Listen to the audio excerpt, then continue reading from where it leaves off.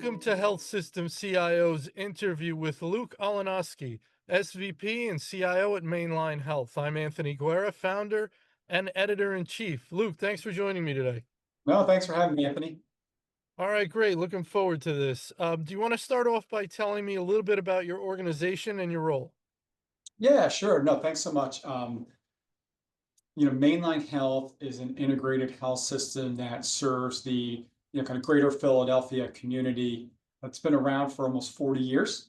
I actually joined it 5 years ago in June of 2020, after about 20 years of financial services IT. So jumped into healthcare.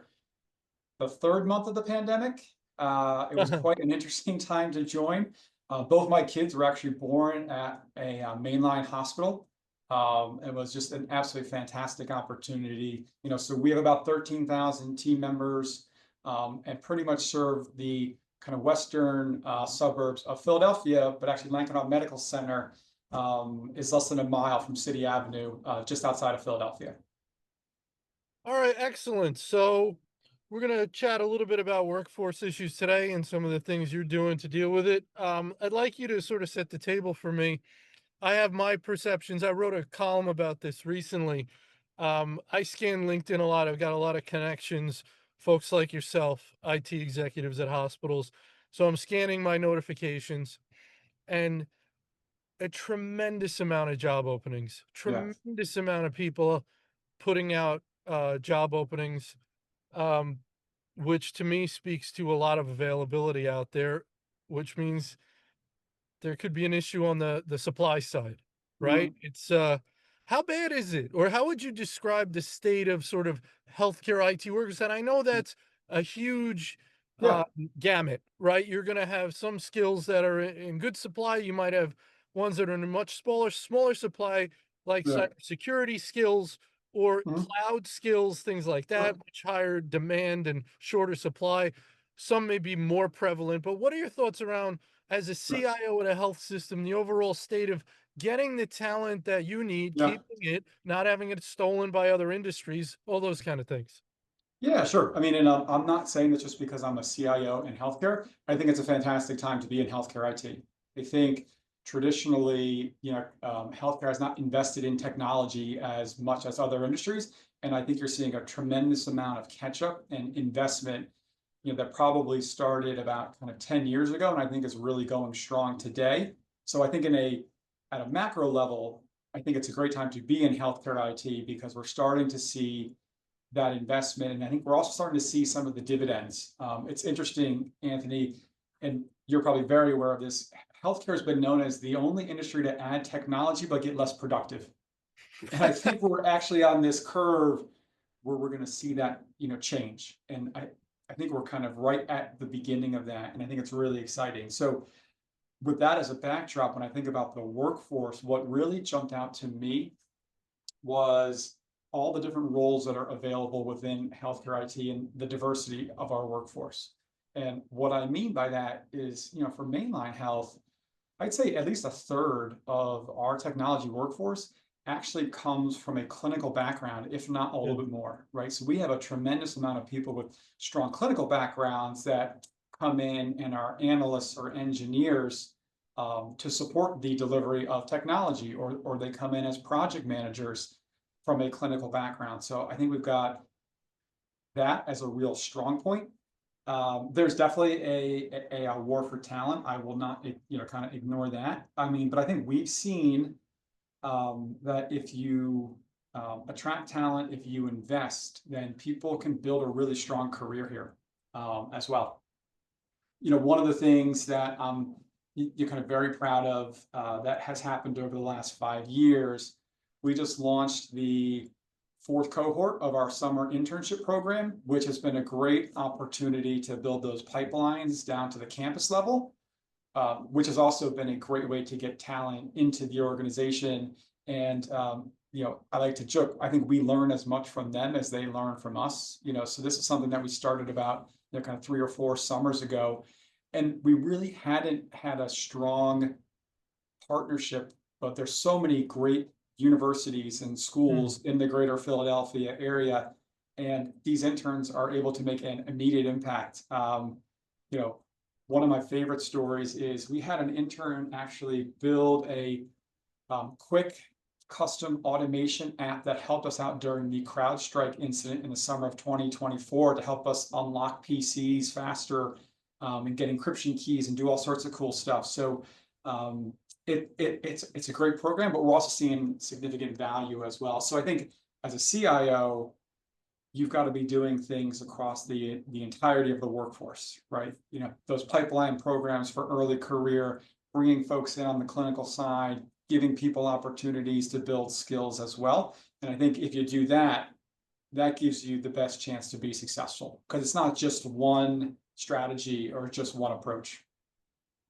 Yeah, you could imagine some people had the mentality of, I'm running an IT department, I have a staff. When we need people, I contact HR, and then Mhm. HR is supposed to deal with all this. Yeah. But that seems antiquated to me because from what I'm seeing, executives like yourself are extremely active on the actual job search front to get the candidates. So Yes. it's almost like that's what it takes now.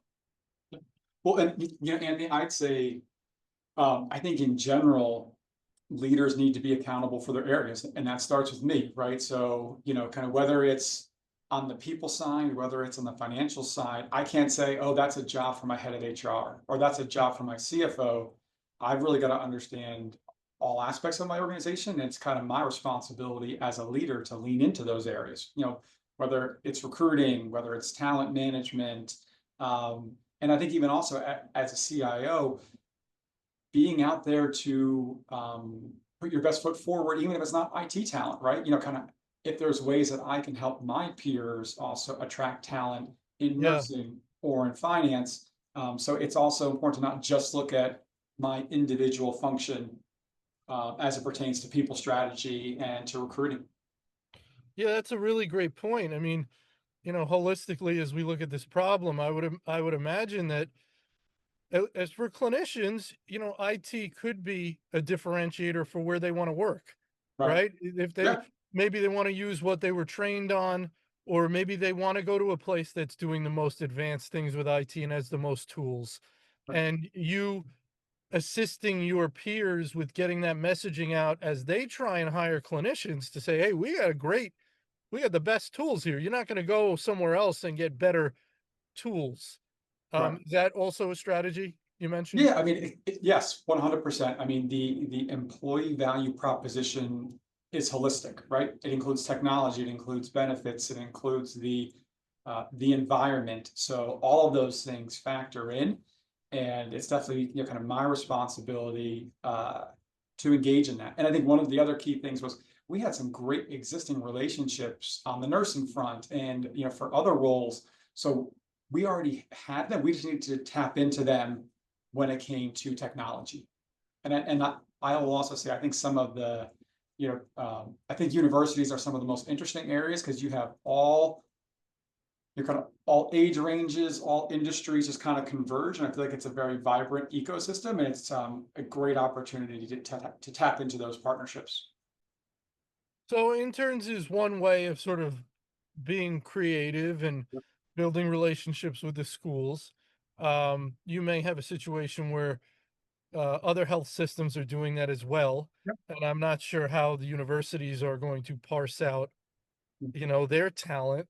So, it's competitive everywhere, right? Because you might be competing for the best interns with other health systems in your area. Yeah, and we've definitely seen, you know, for certain skills, whether it's data and analytics, cybersecurity, other engineering skills, right? You're also competing not just within the healthcare space, right?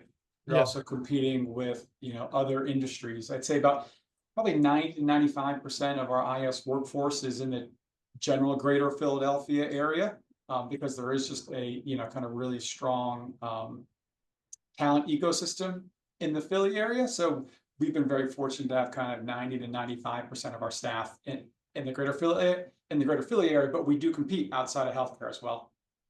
Right. And I So, think what we've yeah. seen there, Anthony, is you know, healthcare IT is pretty compelling just from a strong mission, but I think you also have a 13,000 person organization also gives you the opportunities to interact with a lot of different team members, work on a lot of different projects, different technologies. So it's not just a, kind of single job or single opportunity within the IT department.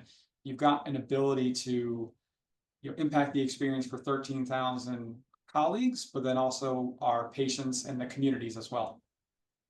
Yeah, as you said, if you want to go into a career where you've got lots of options as you go forward and grow, you know, it seems like a great place to me.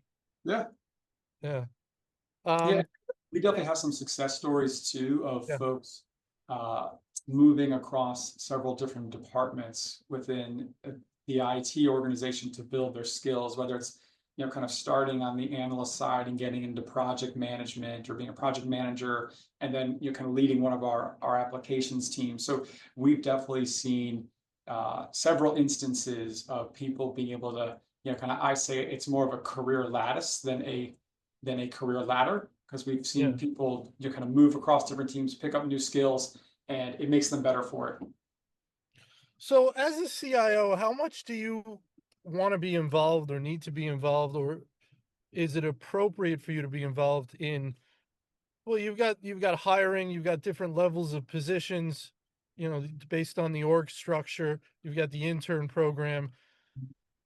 Hiring is one of the most to me, building the team and hiring is one of the most important things a leader can do, Yeah, because it's like set it and forget it, right? You hire the right person, that's going to take care of many, many issues down the road. So it's a yeah, good place in my mind to invest some time and capital, but you can't get out of hand where you're yeah. interviewing hundreds of interns. You're a busy person, your time has to be Yeah, guarded. So how do you decide where and how you need to be involved when it sure. comes to hiring? Yeah, so two things I'd say. First, I don't know if it's ever set it and forget it. There's just so much that happens these, kind of this day and age. Even if you kind of bring in great people, there's always work, there's always changes, there's always a lot happening. So I don't know if it's ever you kind of set it and forget it.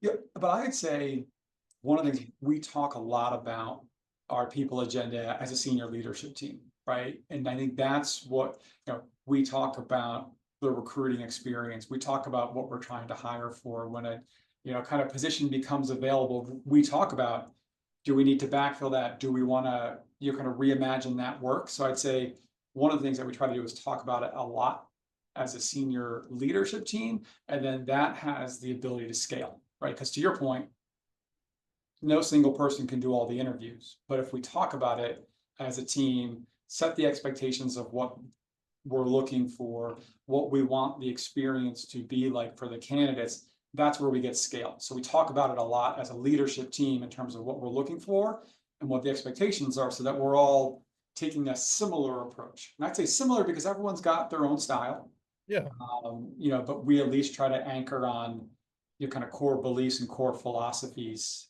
in this space. Since the pandemic, anyone who joins the department, I will do a meet and greet with them in the first 90 days, Hmm. because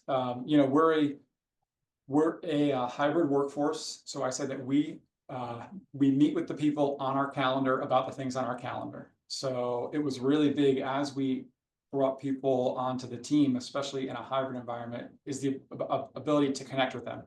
So within that first 90 days, I have an opportunity to kind of sit down and say, kind of, how is the onboarding experience? What are your interests inside and outside of work? So we also use that as a way to, kind of emphasize our culture and those people connections as well. Excellent, very good. So one of the things that people laugh about and joke about, and if you're a parent, we all find this amusing, is generational issues. Um, so how are you finding dealing with young interns and people of that age? Do you see distinct differences in the Mhm. people at your age and a little lower, and then these guy folks coming out of college, to the Yeah. point that either they need to, you say, all right, they're deficient in certain areas, and it may be eyeball to eyeball. They're not used to talking to people, right? So it's just, I'm thinking of my children. Yeah. So any differences there? Yeah, sure. I mean, and first and foremost, I have a 16-year-old daughter and a 13-year-old son. So yeah, I definitely have that as a good backdrop.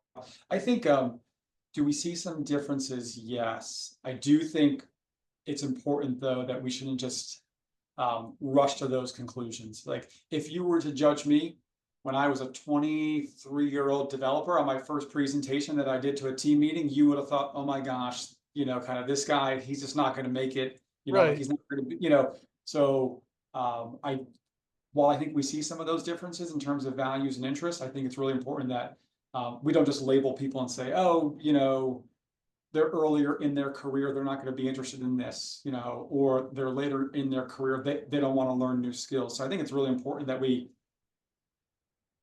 take the time to build those connections because, like you'll probably be surprised. I mean, I think kind of right now the kind of younger generation has been labeled as not wanting to come into the office or not wanting to Right. talk to people.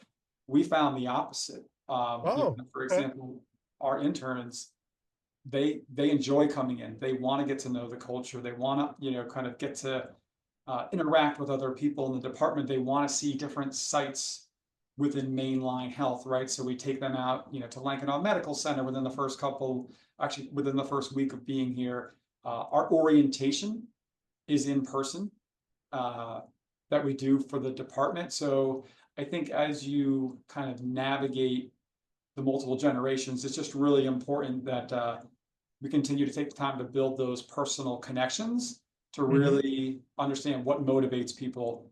Because even if they're the same age or the same background, it might not be the same thing. Do you see anything general, like for example, a where they need to improve on face-to-face verbal communication? I mean, do you see that as a general thing, like an anxiety that comes with some of this talking and meeting because they've been brought up so much with digital interactions, or no? Uh, Handedly, no. Okay. I don't think I've seen it kind of disproportionately, right? I think sometimes just kind of IT in terms of engineers and analysts. Sometimes we're a little bit more introverted to begin with. So True. True. yeah, and I think one of the other interesting things is we have such a diverse workforce where a lot of it folks might have a clinical background or kind of more of an IT background. So I haven't noticed it at a macro level, honestly, in that regard. Not really. Any thoughts around making your selections, what you're looking for among the interns that you pick? I'm sure you don't pick everyone you speak to. So, as you're trying to be selective, anything that you're particularly looking for? And to be honest, I do not do the end selection. It's actually a combination. So we have managers from across the department that are involved in this process, and I think that's a great way to kind of take the bias of kind of kind of what would Luke do. Yeah. So it's typically done by the kind of managers of a particular function like cybersecurity or project management. But then they always have additional peer interviewers from other parts of the department to give feedback as well. So we use a little bit of a team-based approach to that Hmm. as we're going through specifically for our interns. And we're looking for conversion here, right? I mean, we're looking for converting interns to employees, ideally, maybe not a high percentage, but some percentage, right? Yeah, mostly. I mean, and this past summer we've done a little bit with kind of sophomores and juniors just to kind of give those opportunities to students. But yes, ideally, and we've had a handful over the last 3 or 4 years that we have converted to employees, and they're making big impacts here at Mainline Health, and that's across uh, software development and automation and cybersecurity. Very good. Very good. All right. You have just to take a little bit different angle. You have an MBA, correct? Correct. Yeah. So Villanova that's another University. huge issue that I've had done webinars on and had conversations on is financial literacy among CIOs and the importance of it and how much of your job has become a numbers and budgeting and that type of thing and understanding OpEx versus CapEx and all these kind of things. And you talked about how IT folks usually come up. Sometimes they're in the basement on engineering or networking, Yeah. right? And they may not be the most chatty people in the world, but, to rise up that ladder, you need to add the person skills, the people skills. You need to be able to speak to physicians and know enough about what's going on with clinical care to, to be helpful. And you also need this huge financial literacy piece. Talk a little bit about the importance of financial literacy among CIOs and how the greater the degree of literacy, Mhm. the better a CIO you can be, the more sort of powerful you are in the way you can understand your role and maybe understanding certain flexibilities you may have that you might not otherwise understand if you don't have that education. Your thoughts there? Yeah, sure. Yeah, Andy, it's a little bit antiquated because yeah, I had this metaphor or this analogy of what's called a T-shaped resource, as in like the letter T. So I say Yeah. that there's no I in team, but it starts with T, and that was something that the first couple of years being in IT that I learned about, which was you tend to have a specialty, whether it's databases, websites, but then you have to build the other skills. You have to build that top of the T, right? So you typically have an area of depth and expertise, and then you need to have those other skills. So, because I felt like I was a better website developer because I knew a little bit about databases and servers. And the same thing is true as a CIO. Technology is clearly my expertise, but if I build out those other skills, finance, leadership, kind of marketing and influence presentations, those are the skills that I think really differentiate. So I tend to think about it, if you build the top of the T, that's really how you can make the biggest impact possible. Because I don't think it's just about the numbers, it's also the leadership, it's the marketing side, it's kind of really being able to understand, you know, business strategy. So I always tell people you definitely need an identity, right? You need to have kind of something that you're great at, but you also have to build out those complementary skills as well. So whether through the kind of MBA education or even just taking on side assignments or other projects to partner with other areas of the organization, that's also a great way to build those complementary skills as well. Yeah, and so getting that MBA is very intentional. It's Yeah, saying, I want to sort of, I guess the phrase is level up or whatever you yeah, call it. Like, I want to get stronger in this area because it's going to yeah, make me a more complete executive. I'm going to go get it.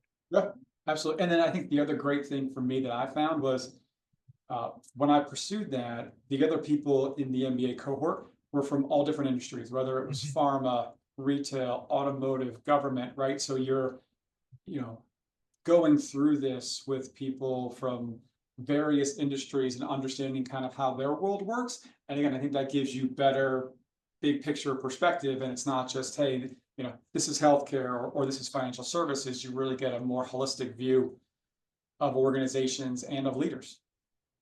What do you think is the best way for CIOs in healthcare to get better and deeper understanding of clinical operations? It's not going to be by sitting in their office. Yeah, that's probably number one. So as an example, when we do our quarterly leadership offsites, we always get out of the building.